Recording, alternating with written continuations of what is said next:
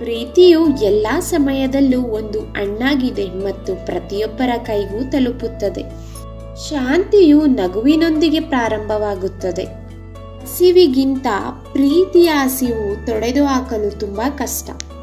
ನೀವು ಪ್ರೀತಿಯ ಸಂದೇಶವನ್ನು ಕೇಳಬೇಕಾದರೆ ಅದನ್ನು ಕಳುಹಿಸಬೇಕು. ದೀಪ ಉರಿಯಲು ಎಣ್ಣೆ ಹಾಕುತ್ತಲೇ ಇರಬೇಕು.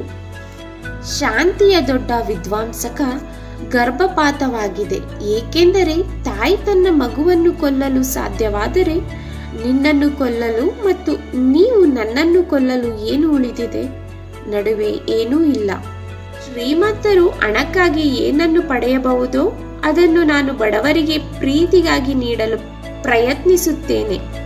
ಇಲ್ಲ, ನಾನು ಕುಷ್ಠರೋಗಿಯನ್ನು 1000 ಪೌಂಡ್ಗಳಿಗೆ ಮುಟ್ಟುವುದಿಲ್ಲ. ಆದರೂ ದೇವರ ಪ್ರೀತಿಗಾಗಿ ನಾನು ಅವನನ್ನು ಸ್ವಇಚ್ಛೆಯಿಂದ ಗುಣಪಡಿಸುತ್ತೇನೆ.